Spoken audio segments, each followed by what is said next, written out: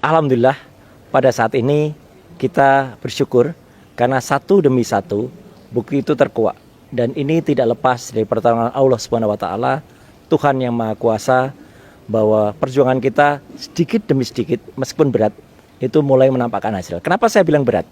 Karena beberapa waktu yang lalu teman-teman juga sudah tahu bahwa saya dilaporkan ke Bareskrim oleh sekelompok pasukan yang menamakan dirinya itu pasukan bau tanah, ya. Saya nyebutnya bau tanah, bukan bawah tanah, karena kalau bawah tanah nggak konsisten.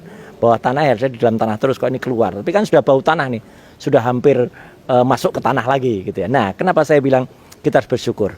Karena meskipun awalnya mungkin teman-teman di Tempo itu agak-agak berat gitu ya mengeluarkan, tapi ya alhamdulillah mulai kemarin mereka mulai merilis ya di dalam bocor alusnya, yaitu Mas Pram, Mbak Cica, dan juga teman di sana ya, artinya Mas Abri, itu kemudian mengeluarkan rilisnya tentang Fufafa. Dan ini ada yang menarik ya, luar biasa. Mereka kan selalu mendapatkan informasi-informasi A1 dari dalam. Sebenarnya saya pernah dengar informasi ini, tapi kan lebih bagus kalau misalnya ada institusi lain yang mengatakan. Sama seperti ketika kita juga menunggu sebenarnya teman-teman dari Fakultas Psikologi UI atau Universitas Indonesia untuk menemukakan penemuannya atau researchnya tentang Fufafa, dan Prof. Hamdilul dan kawan-kawan itu juga sebentar lagi akan merilis. Dan ini kalau sudah merilis maka bagus sekali ya temuannya. Nah, apa yang dirilis oleh Bocor Alus Tempo ini memang menarik, karena kabarnya mereka dapat kabar bahwa 2 minggu yang lalu sebenarnya ketika ini heboh ya, itu kemudian sudah ada perintah untuk langsung ke BSSN. BSSN itu adalah Badan Cyber dan Sandi Negara. Itu institusi resmi negara yang biasanya memang selain dia memvalidasi kalau ada temuan, dan itu biasa diandalkan oleh Kementerian Kominfo, dan juga diandalkan nantinya kalau misalnya ada penyidikan di aparat, itu akan. Dan ternyata temuan dari BSSN ini mengejutkan. Karena apa? Karena akun Fufafa yang ada di Kaskus beberapa tahun yang lalu itu memang valid, itu adalah milik Wapres terpilih. Sehingga membuat istana menjadi kemudian sedikit panik gitu ya gitu. Dan kemudian ditanyakan langsung kepada yang bersangkutan. Tapi lagi-lagi ya ini yang bersangkutan mengelak dan tidak mengakui kalau itu akunnya. Menariknya kemudian kata Tempo ya, ini ya, kata Bocor Alus ditanyakan ke adiknya. Jadi istana menanyakan ke adiknya, ke Kaisang, dan Kaisang memang ngaku jawab ya. Kaisang kan orangnya gitu, ceplas-ceplos ya, kadang-kadang kelepasan, kayak dia dulu juga kelepasan katanya mau ada kudeta nanti gitu ya. Nah, ternyata Kaisang pun mengamini bahwa akun Fufafa itu adalah milik kakaknya. Nah, sudah dengan demikian maka muncullah awalnya itu upaya untuk melakukan bumi hangus akun Fufafa itu ya, bukti-buktinya. Karena kan ada sekitar 5.000 postingan. Tapi untung ya netizen ini dan kawan-kawan semuanya itu sempat melakukan penyelamatan ya terhadap akun. Jadi sudah di screenshot semuanya, sehingga ketika 2.100 akun itu kemudian dihapus ya, kita sudah punya gitu ya screenshotnya, dan kita sudah punya copy linknya. Jadi andai kata nantinya akan dilakukan penyidikan, silahkan lognya kita juga punya kok gitu untuk kemudian dibuka lagi. Jadi ini sebenarnya kalau dikatakan kemarin Prof. Jimli itu mengatakan sudahlah maafkan saja, dan bahkan statement Prof. Jimli yang terakhir bagus tuh.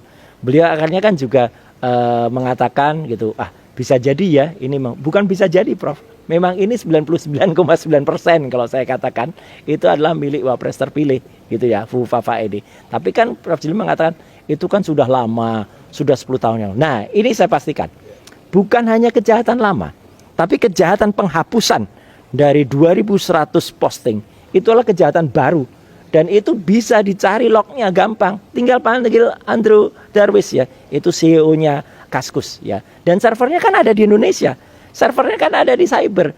Jadi dengan mudah sebenarnya, dan itu baru seminggu yang lalu. Jadi sebenarnya bisa di-track itu. Dan yang kedua, kalau mau dicari bukti dia kejahatan barunya, penghapusan nama dia di akun GoPay, di OVO dan lain sebagainya. Itu kejahatan itu. Ya, orang daftar akun itu atau daftar payment kayak gitu, payment gateway kayak gitu kan harus dengan nama asli. Kalau dia tadinya nama dia, kemudian diganti dengan Selamat, lah ini kan namanya pemalsuan dokumen ya. Itu harusnya menjadi bukti kriminal yang dilakukan lagi. Jadi setidaknya ada 2 alat bukti baru kriminal yang dilakukan oleh si orang ini ya, Wapres atau suruhannya. Kalaupun dia tidak ngaku ya, kalau itu ya sudah suruhannya saya kena, kan pasti ada lah jejak digital itu tidak mungkin hilang.